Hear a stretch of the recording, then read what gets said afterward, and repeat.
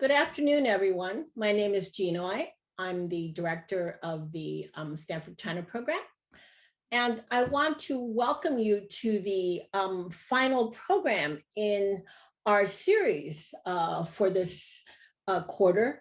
It was entitled Biden's America, Xi's China, What's Now and What's Next? And this program has focused heavily on the current state of US-China relations. Our speakers have provided perspectives on US-China great power competition, the Biden administration's China strategy, as well as current bilateral state of play in the economic, military, and technology realms.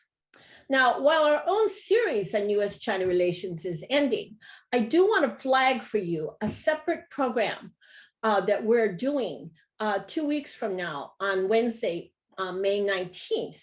And that is a program that's quite special in that we're co-partnering with Global SF, a business incubator that's connected to the city of San Francisco and the California Governor's Office of Business and Economic Development. And we've organized a panel program entitled The New Economy Conference, Navigating Chinese Investment, Trade, and Technology. We're going to have a high-profile lineup to discuss how increasing US-China geopolitical tensions is affecting Chinese economic activity in the US and in California in particular, and what a productive competition might look like for a subnational region like California. But back to today's program. I'm very delighted to welcome back Professor Yuen Yuen Ang to finish off our series. And unlike some of the other talks, she's going to take us back into China's economic development paradox. And more specifically, she will be addressing a question that has puzzled many and has also, I want to stress, profound impact about China's future. The link between corruption and growth. I think that many of you know that economists and social scientists in general have long argued that corruption erodes economic economic competitiveness. And yet China has skyrocketed into becoming the second largest economy in the world, despite widespread corruption. And so the title of our talk is The Role of Corruption in China's Speedy, Risky Boom. But before doing that, I just want to say a few words to introduce Yuen Yuen Ang. First, I want to welcome her back. I'm very pleased to say, is a product of our political science program at Stanford. And I'm very proud to say that I had a bit of time to work with her while she was at Stanford. And as they say, she has done us proud. Her first job was as assistant professor at Columbia University School of International and Pacific Affairs. Public Affairs. She then was hired away to the University of Michigan, where she is now associate professor in political science. She has published very widely, and I'm very pleased, and I think she is also very gratified by the fact that not only has she made an impact in the academic world, but also in policy circles, as well as internationally, including in China. And so this, her first book is called How China Escaped the Poverty Trap. And that has received many awards, including the Peter Katzenstein Prize in Political Economy, the Viviana Seltzer Prize in Economic Sociology, and it was also named the best books of 2017 by Foreign Affairs. And then just to also stress the fact that, sort of in the policy public intellectual circles, she's also made an impact that her foreign affairs article, Autocracy with Chinese Characteristics, was named among the best of print in 2018. And not surprisingly, but we're very pleased that first she got the Andrew Carnegie Fellow for high caliber scholarship that applies fresh perspectives to the most pressing issues of our time. And then most recently, and I think most significantly, Yuen was named the inaugural recipient of the Theta Scotchbull Prize in 2020 by the American Political Science Association for impactful empirical, theoretical, and methodological contributions to the study of comparative politics. And I just want to add that this is an award that was targeted for people 10 years after their degree. And today, her talk is based on her second book, which was released last 2020 in the midst of the pandemic by Columbia University Press. And it's called China's Gilded Age, The Paradox of Economic Boom and Vast Corruption. And the book has already been featured in The Diplomat, The Economist, and The Wire China. And with that, Yuen, welcome home. Thank you very much. Thank you very much to Stanford and to Professor Ooi for having me. Professor Ooi is being modest. She is my dissertation advisor. And I have, of course, over the years, benefited tremendously from her mentoring and teaching. So without further ado, allow me to first share my slides. It is a really special joy and privilege to be back on the farm. And it is all the more special because this book originated at Stanford. And it is a book that I promised Professor Ooi that I will publish at some point. So here it is. And I'm sure Jean would recall very early versions of this work presented at APOC, this building that you see behind you, where we enjoyed intellectual stimulation and dinners. And Thai food was my favorite back then. So I'm greatly indebted to my education at Stanford, and you can consider this book to be a report card that I am really happy to share with the Stanford family. Now, for anyone who visits China, the first thing in particular, the railway system. At a total length of more than 100,000 kilometers, Chinese railways are the second longest in the world. The second only to the United States. But impressive as it is, the railway industry is also a site of intense corruption. In 2013, China's Minister of Railways was sentenced to death for bribery. He was said to have more than 350 apartments, one for each day of the year. Stories like these seem to expose the gravity of corruption in China, leading observers to wonder, if China is so corrupt, then why has it sustained 40 years of economic growth?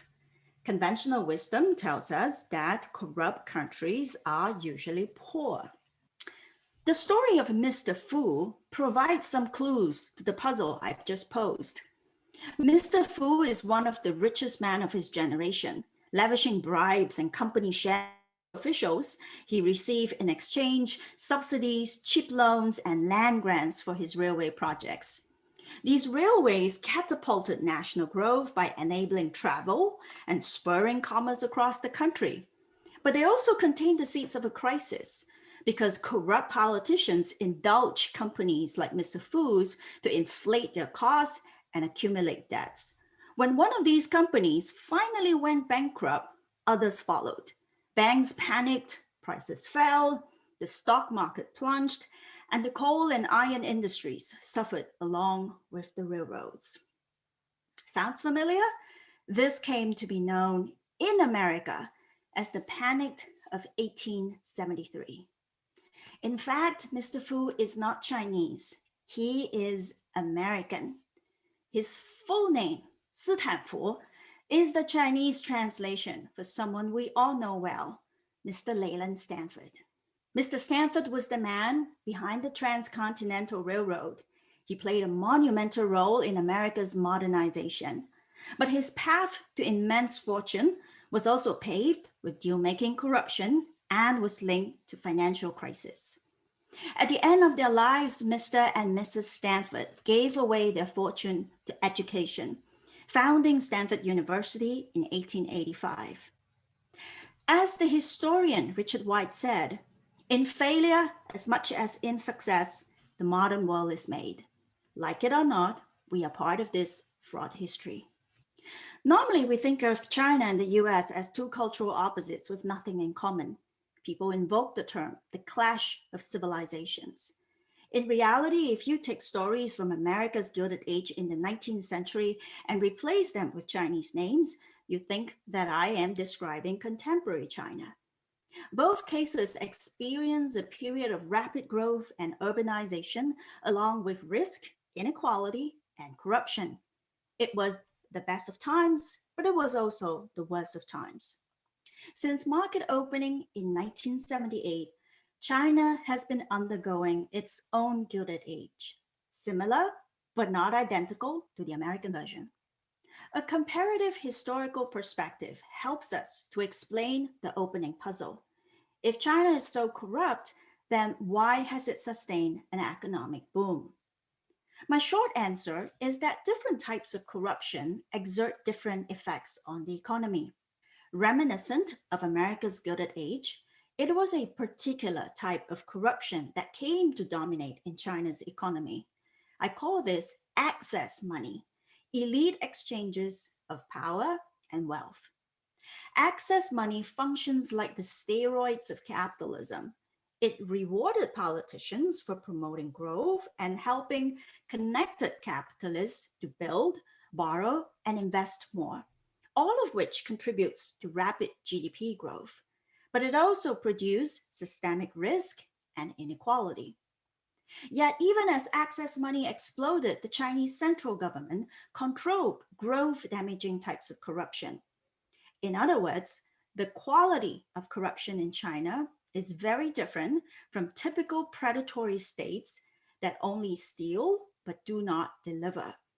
And that is why we observe a similar outcome in both the American and Chinese Gilded Ages: speedy, but also risky and imbalanced growth.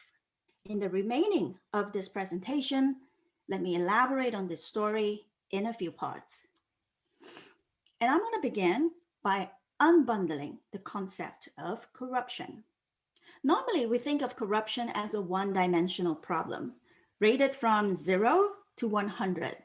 This is the approach taken by influential global indices, such as the Corruption Perception Index, which is widely cited by the media and even in scholarly studies.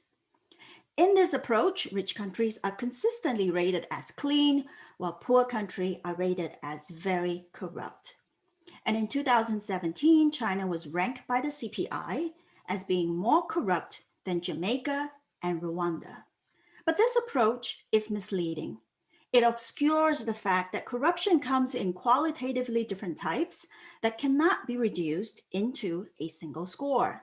To unbundle corruption, I offer a simple four-part typology divided along two dimensions. The first dimension is whether that corruption involves elites or non-elites. For example, the president and his family versus street-level police officers. The second dimension is whether the corruption involves exchange or theft. Exchange with theft, such as extortion, is a one-way street. Only the corrupt official benefits and no one else does. On the other hand, in corruption with exchange, two parties have something to gain from each other. The intersection of the two dimensions creates four categories of corruption. First, petty theft, for example, extortion. Second, grand theft, for example, embezzlement. And the third category is speed money, meaning petty bribes paid to regular officials to overcome red tape and delay. Then there is a fourth category, access money, which is not the same as speed money. Access money are lavish perks paid to powerful officials, not just for speed or for overcoming delays, but for exclusive lucrative access. For example, cheap land, government contracts, lax regulations, and tax breaks. Unlike speed money, access money can become legalized and institutionalized. But in developing countries like China, such corruption is still illegal and personal, manifesting in the form of massive bribes. Here's another way to understand the distinction. Speed money are bribes derived from blocking businesses, whereas access money are rewards collected by helping selected businesses make fabulous profit that they otherwise could not without the government's help. Like drugs, different types of corruption harm in different ways. Petty theft and grand theft are equivalent to toxic drugs. They are the most damaging because they drain public and private wealth. Speed money is not as bad as petty and grand theft, but it does not spur growth. You can think of it as painkillers. It lessens headaches, but it does not help you grow muscles. Access money, on the other hand, are the steroids of capitalism. Steroids are known as growth-enhancing drugs, but they come with serious side effects over time. So on a final note, allow me to reiterate, I'm not saying that any type of corruption is quote unquote good. Rather, I'm saying that different types of corruption harm in different ways. And the type of corruption that is most overlooked is access money, particularly when it becomes legalized. Historically, we have seen the side effects play out in settings around the world. Crony capitalism and state capture contributed to the financial crisis in 19th century America, of which there were 5. The Asian financial crisis in 1997, and most recently, the 2008 US financial crisis. Such a crisis has not yet erupted in China, but the Chinese leadership is very worried about such a possibility. Having unbundled corruption into different types with different harm, we now have the concepts and the language to understand China's corruption in comparative perspective and its evolution over time.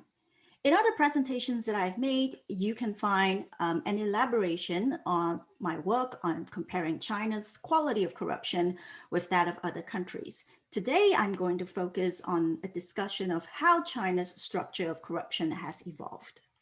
When China first opened up its economy, it was plagued by forms of corruption common to poor developing countries: petty bribery, bureaucratic extortion, embezzlement, and misuse of public funds. One famous victim was McDonald's in Beijing, which in 1997 was forced to pay 31 fees to local agencies, most of them illegal. Such petty extractive corruption imposed a heavy burden on businesses and farmers alike. But entering into the 2000s, the situation changed dramatically. Data on prosecuted corruption cases from 1998 to 2014 provides some insights into this evolutionary process. As you can see here, the black line is corruption with exchange, which measures bribery. Corruption with theft includes embezzlement and misuse of public funds. In 1998, there were many more cases of corruption with theft than with exchange. Back then, embezzlement and misuse of funds were rampant because monitoring capacities were very weak. But by 2014, the patterns were reversed. Corruption with theft came sharply under control, while bribery exploded. Not only that, since 1998, bribery in China has involved ever larger sums of money and more senior officials. In the case of the corrupt Minister of Railways, he was charged for taking 65 million yuan in bribes, and that does not include his 350 apartments. So what explains this structural change? The first factor is administrative reforms. In 1993, after Deng Xiaoping put the country firmly back on the path of capitalism and retired, a new leadership under Jiang Zemin and Zhu Rongji took over. Their mission was to build institutions for a modern market economy. And to that end, they rolled out comprehensive administrative reforms, which quietly increased the state's ability to control growth-damaging types of corruption, including embezzlement, extortion, petty bribery. You can think of this as a partial progressive era. Partial in the sense that it did not involve the democratizing reforms that we associate with American progressivism. And simultaneously, the Chinese growth model shifted from manufacturing toward construction, debt, and real estate because the central government drastically re-centralized tax revenue in 1994. It allowed local governments to generate revenue by leasing land to businesses. Professor Oi has extensively studied this process, and she calls it a grand bargain. By leasing land and using land to borrow more money from banks, local governments in China launched an infrastructure boom. Now, some might be under the impression that China has always had impressive infrastructure. In fact, this is fairly recent. It happened only after the 2000s, when China saw a dramatic expansion of roads, railways, highways, long-distance cable, and more, in large part thanks to land-based financing. Now, this method of taxless financing is not unique to China. It was widely employed in 19th century America to finance large infrastructure projects, including the transcontinental railways. And similar to America's Gilded Age, this mechanism of infrastructure financing and economic growth was, on the one hand, growth enhancing, but on the other hand, tied up with deal-making corruption. Government officials became more powerful than before because they now controlled land, loans, construction contracts, and had heavy influence over the lucrative real estate sector. And that is why capitalists pay excess money or massive bribes to buy lucrative deals from them. For a concrete example, I turn to the case of Ji Jianye, mayor of Nanjing. Ji Jianye was the mayor of Nanjing, a city in Jiangsu province. In 2013, he was seized for corruption, making him the 10th vice ministerial level official to fall for corruption under Xi Jinping's anti-corruption campaign. Ji was born into a poor family. He worked his way up a 39-year career, starting at the bottom as a publicity officer in Suzhou. And subsequently, he rose to leadership positions in Kunshan, Yangzhou, and Nanjing. Media description of Chinese officials are very different before and after they fall. Here is a list of the top 10 words that the state media used to describe Ji Jianye after he was investigated for corruption. Naturally, all the focus was on his problem, power, and corruption. Before he fell, however, he was connected with a very different set of words: development, urban, construct, society, work, services, industries, economy, civic affairs, painting the portrait of a leader who got many things done. Ji was most remembered for his legacy in Yangzhou as the party secretary. Nanfang Weekend, a liberal Chinese newspaper, wrote that Ji is the leader who has made the greatest contribution to the city since 1949. He also practiced adaptive governance. As the mayor once said, we cannot blindly copy Kunshan. Instead, we must forge a development path compatible with our conditions in Yangzhou. So he decided to brand Yangzhou strategically as a city blending ancient culture and modern civilization. Immediately, he embarked on a massive demolition and reconstruction scheme, tearing down 130 streets and areas around the city's river. This earned him the nickname Mayor Bulldozer. Locals even coined a rhyme for him. To demolish, he stamps his feet. To topple, he points. The concentration of personal power in an authoritarian regime meant that leaders like Ji could allocate vast resources at will, for better or for worse. Ji Jianye's ambitious makeover did not only succeed in attracting tourists and investors, it also inflated the prices of luxury properties around the refurbished lake. And by doing so, he raised the stock of personal rents that developers were more than willing to pay him. Among them is a privately owned company, Go Mantis, which became the primary conduit through which rents were generated and shared. The owners included Zhu Xinliang, who is also known as the richest man in Suzhou. Under Ji, Go Mantis monopolized construction projects in Yangzhou. The company's profits grew 15 times during 6 years of Ji's tenure. Then it funneled a percentage of stocks to the mayor, making this a literal profit-sharing scheme, where the mayor had a direct share in the profits of this company. He deposited this bribe with one of his trusted associates in the company, who helped him to invest and make more loans using this sum of money. But in China, collusion comes with a heavy price. When Ji Jianye fell, all of his business associates were detained with him. Ji's story is a microcosm of Chinese political economy, one in which many officials were simultaneously corrupt and competent, and where aggressive growth promotion went hand in hand with cronyism. Another example is the Minister of Railways, whom we earlier met. Although he took bribes, he was also credited for being the father of Chinese high-speed railways. He was a dedicated autocratic leader who worked harder than his staff and who proudly inspected every new railway line. To conclude, what have we learned about China's political economy and more broadly about the process of capitalist modernization? Both China's and America's Gilded Age were dominated by a particular type of corruption, excess money. This was a transactional rather than extractive type of corruption. In Why Nations Fail, Acemoglu and Robinson argued that Western societies prospered because they constrained extractive corruption. What they failed to point out is that, in fact, there was plenty of transactional corruption happening at the same time. Excess money has always been a central part of the history of capitalism, whether it is in China or the West. Indeed, I describe excess money as the steroids of capitalism because it rewarded politicians for promoting growth and helping connected capitalists to build, borrow, and invest more, even encouraging them to overinvest.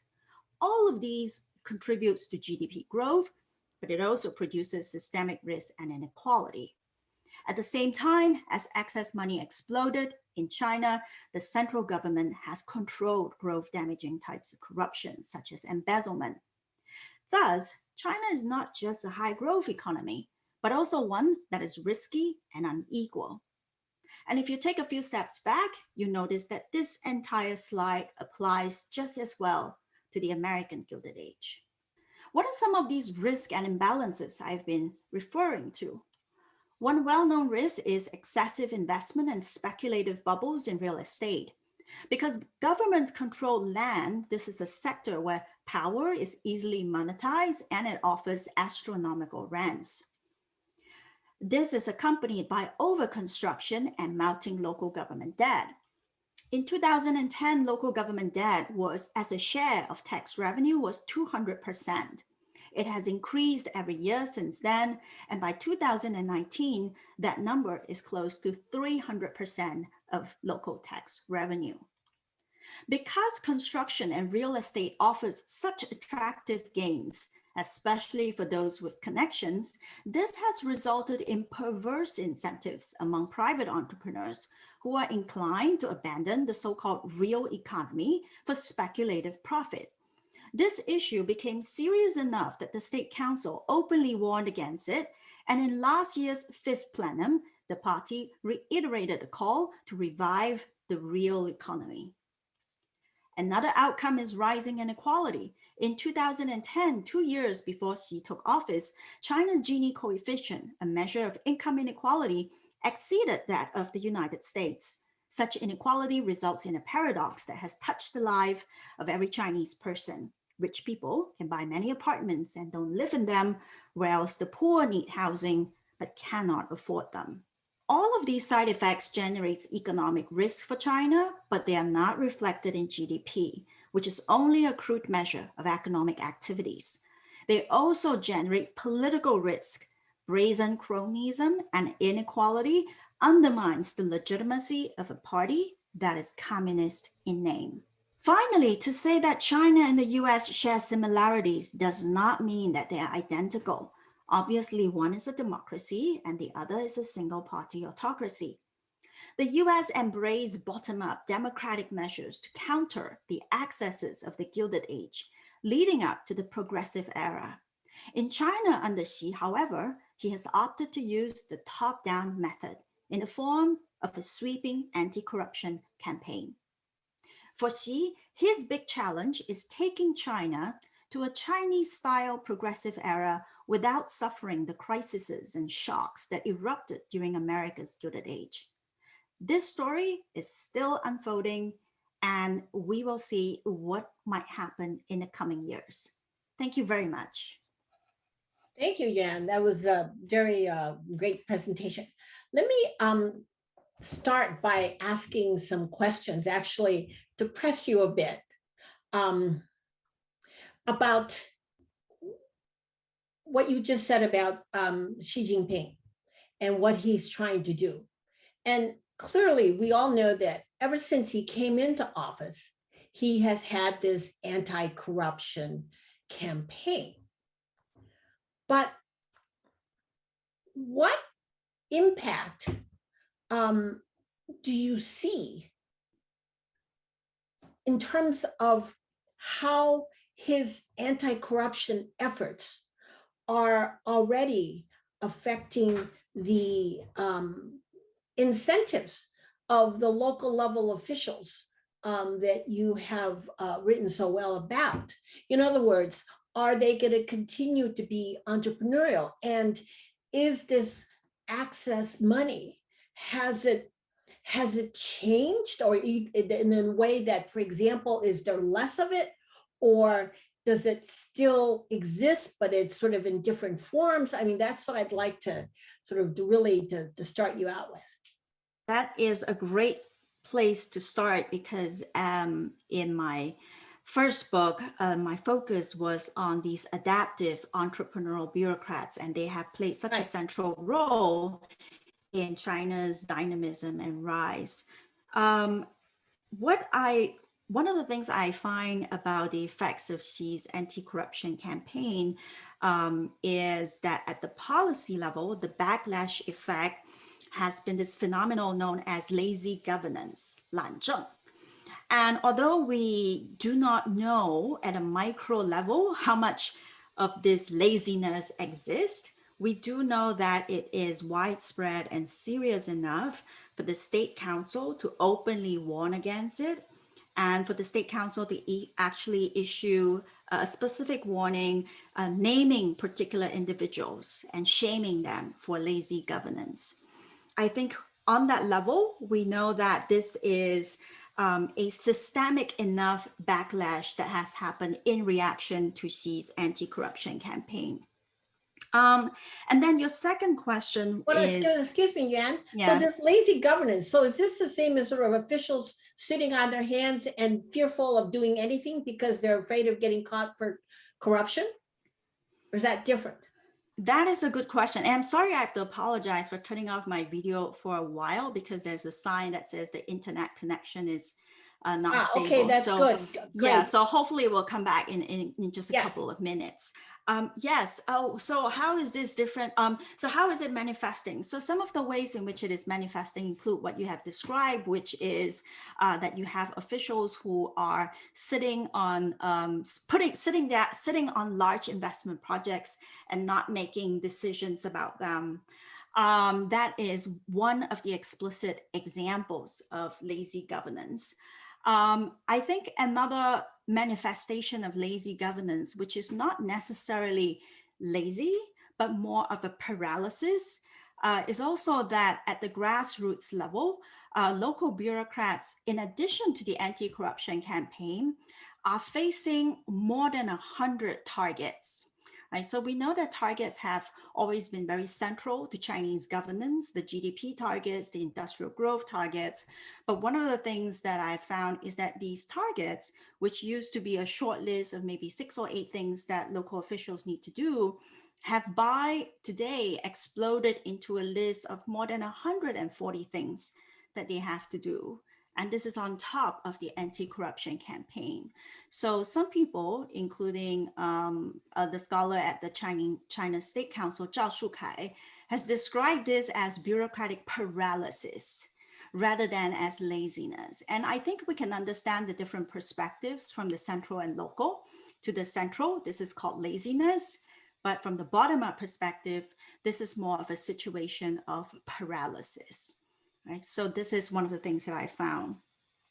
Your second question was whether excess money is truly eradicated or will it take different forms. I do not have the data that actually is able to measure that excess money, because the actual experience of corruption is always something that's very difficult to measure. But one of the things that we do know is that the Xi campaign, although it's very powerful, it has not fundamentally erased the root causes of corruption, which is the government's power over the economy. If anything, with his status policies, he has actually increased that power, and especially the power to allocate. But one of the things that I did speculate upon at the end of the book is whether excess money might shift from some sectors to other sectors. Now, it used to be that excess money was highly concentrated in land and real estate. For reasons I explained in the presentation, these were the sectors where you had the most rents and where power was most easy to monetize. And I think it is possible that in the coming years, we might actually see that activity shift toward technology and innovation and produce new forms of crony capitalism. Just to give one example of my recent work, I've been looking at government guiding funds. These are trillion-dollar state investment funds that partner with private venture capital to invest in tech startups. And there are pros and cons to big government investments like these ones. On the one hand, you put in a lot of investments, encourage tech startups. But on the other hand, you can imagine this is a new kind of big black box in China, like the government financing vehicles, where we don't know how much money goes into it. We don't know how it's actually spent.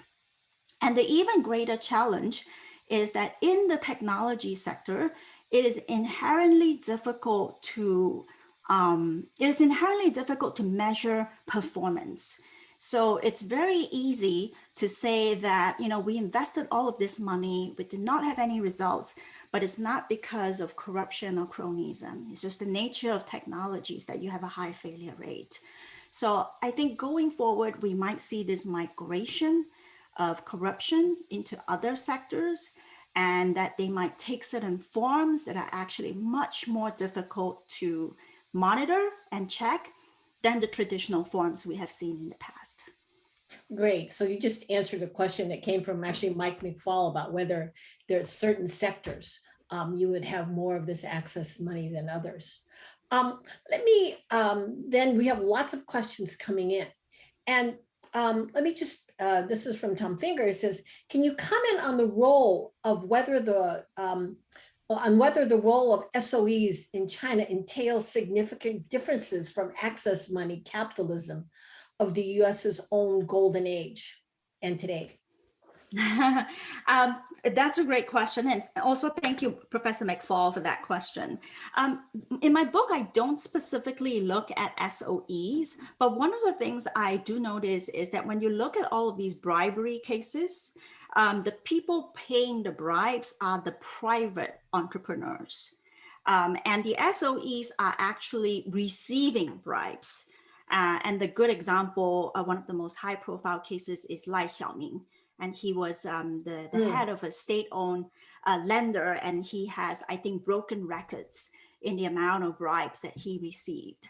So right, this was the head of this asset management company, Huarong, right? Yes, that's actually been in the press a lot in the last couple of weeks. That's right. So when I compare SOEs and private entrepreneurs, I think one of the clear distinction is that the private entrepreneurs are paying bribes because they're at the bottom of the political hierarchy, and they're trying to bribe their way so that they can have these privileges and protections to get ahead. Whereas a lot of times, if you look at the state-owned enterprises, precisely because they are part of the state and they are already not only protected, but in a position to give out privileges, so they are actually the bribe receivers. Tom had an additional nuanced question about how does it compare to America's Gilded Age? Just one comment. I find it really fascinating to read that period of history. The American manner of financing big infrastructure projects like railways was actually really similar to the Chinese methods today. And one of the similarities is the use of governments setting up shell companies to borrow from banks. And those shell companies, you could call them the American style of state-owned companies in the 19th century. So that is one of the similarities. But on the whole, of course, there are many more dissimilar parts because China is still a state-led economy led by the CCP. Here, I can't resist asking this question because, again, you mentioned that it's more the private firms. And so recently, there's a report coming out that now there's going to start investigating into Ant Financial's ability to get approval very quickly for its IPO that then, of course, got scuttled by Xi himself. So is that, so do you think that we're gonna sort of start seeing this sort of phenomenon that this access money will still, what is, because you mentioned the tech sector and all of this, so I'm curious what your take on that is. I think that there are several things going on at the same time right now under Xi. And on the whole, I would frame that as his attempt to get China from the Gilded Age to something like the progressive era, using his top-down methods. Right? So the anti-corruption campaign is one, and the other one is his anti-monopoly policies. So I see his actions toward Ant more of that, a related set of policies surrounding his attempt to crack down on monopolies. And interestingly, when I think of companies like Alibaba and so forth, they have always been very proud of course, they don't say that openly, but I think what they have implied is that they made their careers and they established this industry through innovation. And they were not, at the time, part of that very rents heavy sectors like land and real estate, where you got rich because you were connected and you had cheap land. And I think the tech sectors had, to a great extent, like Alibaba, projected this image of we are truly the self-made industry. You know, we created this whole industry out of nothing. But I think going forward, we are going to enter a new period in China's political economy where you no longer have this tech sector that is free for all, right? It is now dominated by a few very, very big players, which is why the government wants to do something about it. It is also confounded by the fact that the Chinese government wants to pour trillions of dollars into that sector.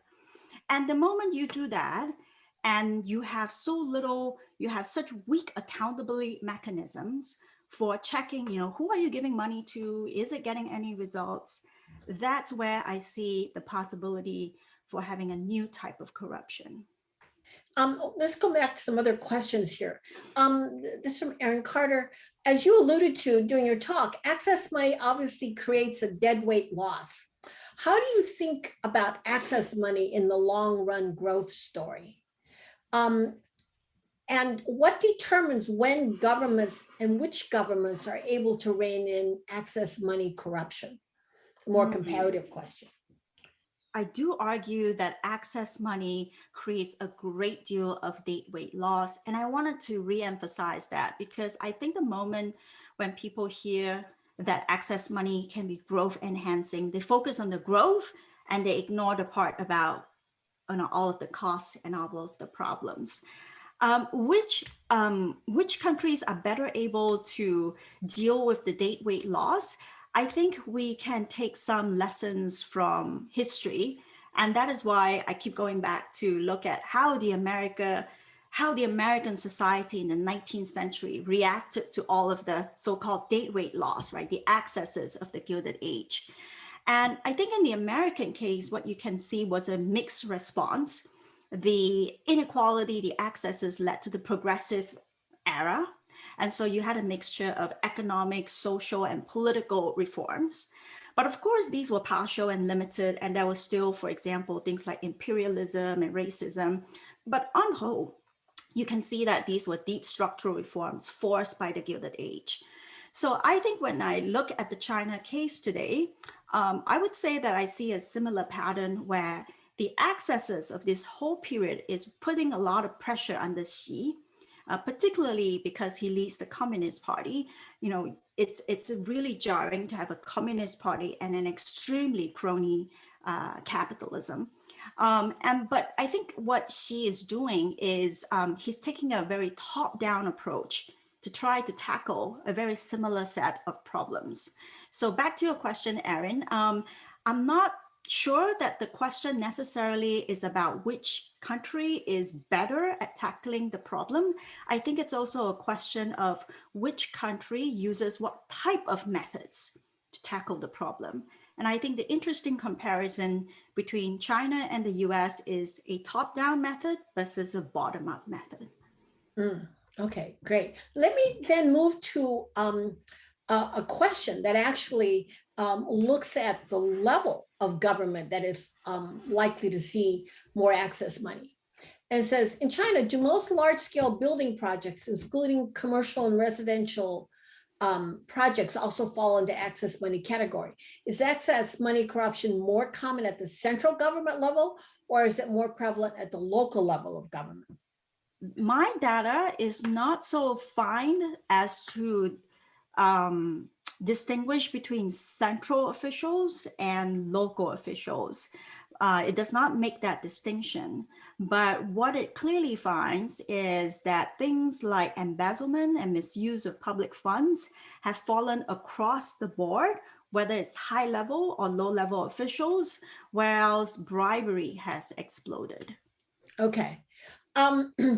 And here, wanting to you to do more comparison here, have you compared your work on access money corruption to other areas of Asia where tight connections between state and large conglomerates is more prevalent than in the US? You know, the karetsu, the chaebols. What are remedies that have been deployed in different parts of Asia that have been effective? I'm very glad that you asked this question. And as I indicated, there are several different empirical chapters in the book, and there is one comparative chapter where I looked at how the structure of corruption in China compares to 14 other countries. And so what I did in that chapter is that I created my own corruption perception index, except rather than give a single score, I had experts rate the prevalence of different types of corruption in these 15 countries, including China. And so using that method, we can have a systematic comparison of how China compares to other countries, including those in Asia. So a few kind of findings stand out. The first is that in China, the most dominant type of corruption is access money.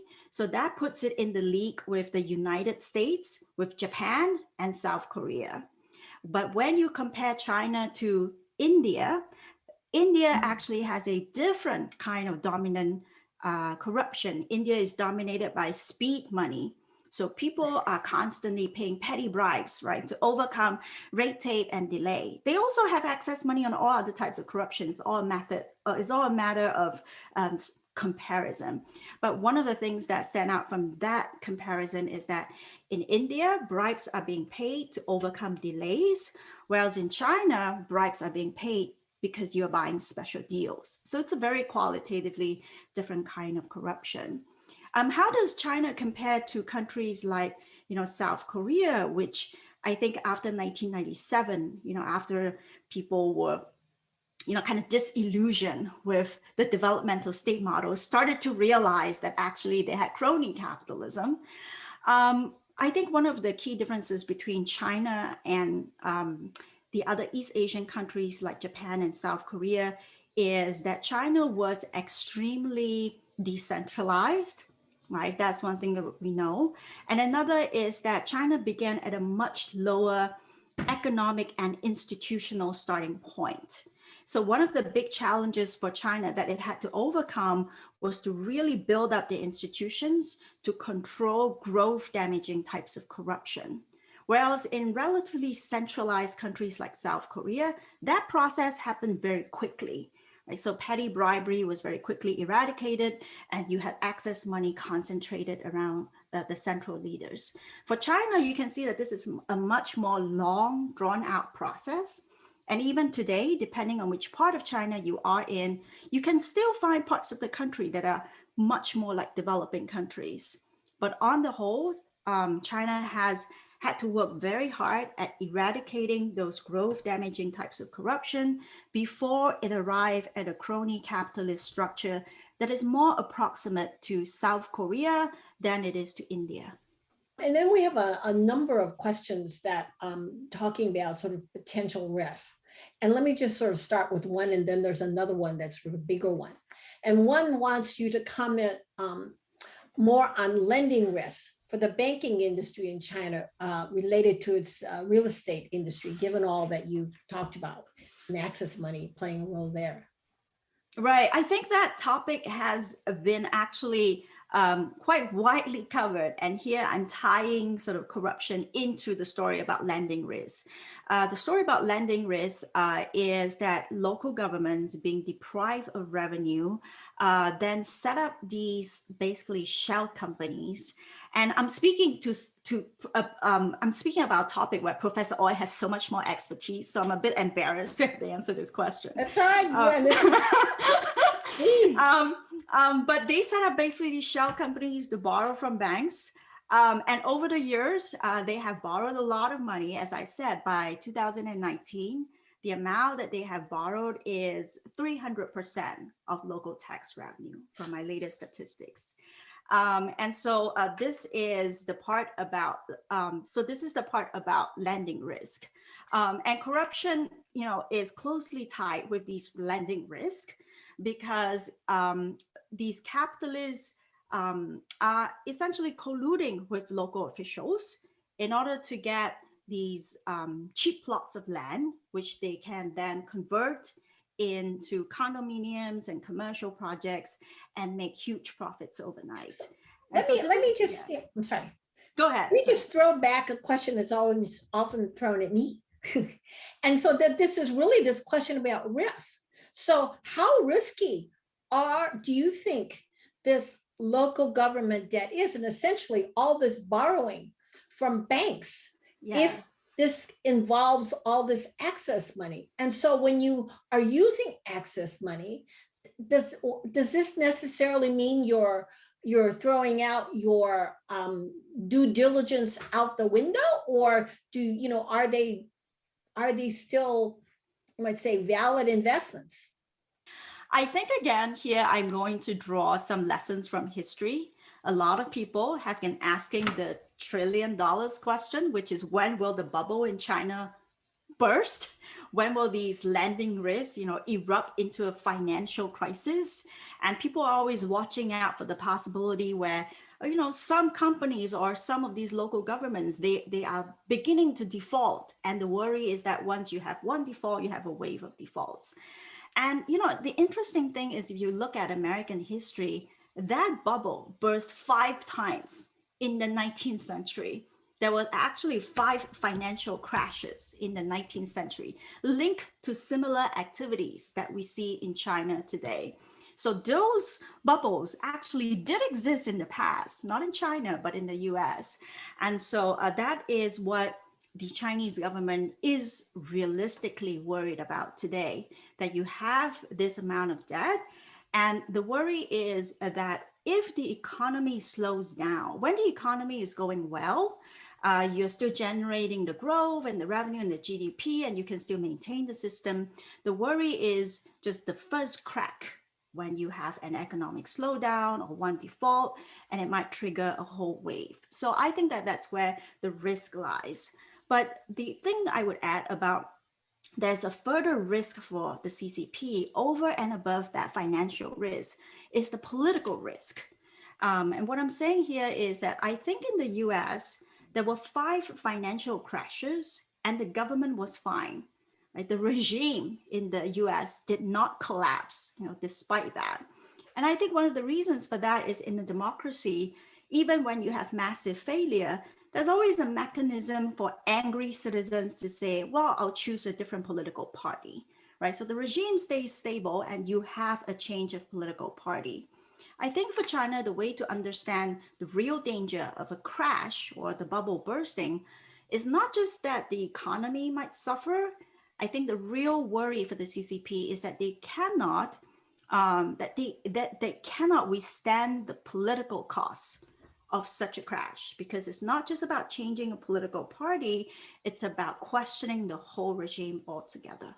So that's just, I would say, to put some historical perspective on, you know, a lot of the hype around this bubble bursting in China. Right. And I think that also addresses the other sort of bigger question about the risks. But let me then add something to that and say, okay, so given what you've just said and the risk to the CCP, does this suggest that you know, they are going to always choose growth, and therefore they're going to allow the continuation of this access money? No, I don't think they will always choose growth. And in fact, if we look at the 14 five-year plan that was just released in 2021, the party under Xi has made it very clear that they have a fundamental shift in their goal from quantity of development to quality of development. So that is already put at the center of the change agenda. But I think the difficulty here is that under the Xi leadership, they try to do everything. So, you know, on the one hand, he says we will have quality development, we'll do innovation and technology, climate action, financial de-risking, and still we must have at least 6% GDP growth. And so I frankly, at this point, really wonder about what local bureaucrats are experiencing at this point when you have so many demands being put on you, and many of these demands are in fact conflicting with one another. So a good example is financial de-risking and economic growth, right? So if you try to tighten credit, then something has to give. And I think one of the characteristics of the Xi leadership is that he doesn't want to give on anything. And he says, we want to achieve all of these things. So that is, I think, the thing I would be watching out for, to see how is it possible and feasible to achieve all of these good things. Right, exactly. Okay. And here, it's an interesting question. It says, an argument has been made by some that access money corruption promotes not only growth, but also technology development. And given what you said about earlier, this is interesting. It says, this argument has been made not only with respect to China, but also with respect to India, Indonesia, as well as Korea and Brazil. Would you agree with this point of view? Well, I would need to read the study, but just by hearing the description, I'm quite baffled, you know, by the argument. I would just say that for my own study, it's not corruption itself causing growth or not causing growth. Corruption functions as a fuel in a particular political economy. So in China's political economy, there are several characteristics. Number one, you do have the CCP, and it has placed the economy at the center of its agenda. And it's also a highly competitive political system. So even though there are no elections, local officials are competing fiercely with one another. So it is in this context, in this political economy, and plus land-based financing, that access money provides a fuel, like a steroids, for these local officials to be even more enthusiastic in the way they aggressively promote growth, construction, and investment. But it's not like, oh, you know, if you just ask a few officials to go and take bribes and all of a sudden there is growth, right? So that's too simplistic an understanding. It is, you can call it a fuel or a mechanism, but it is conditional upon having a certain type of political economy. So that would be my response to that question. I think it would depend on having that corruption plus what kind of political and economic conditions before we can evaluate its effects on something like technology. Let me move also to this question. You know, one of the areas that people are always talking about is, you know, ripe for all sorts of corruption is BRI. And so the question is, do you think that this access money corruption plays a major role in China's Belt and Road Initiative? My book is focused on the domestic corruption, so I do not have the data that looks at corruption in BRI projects.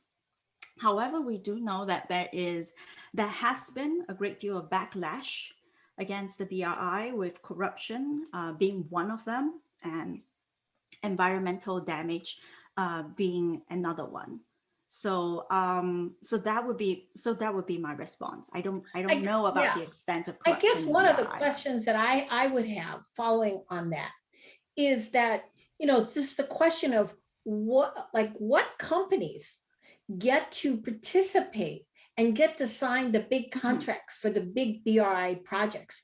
Any just insights or what would you predict given what you've seen of this access money type of corruption?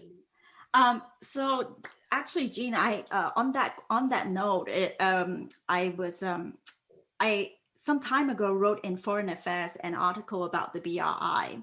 And in that essay, my question is, what is the BRI?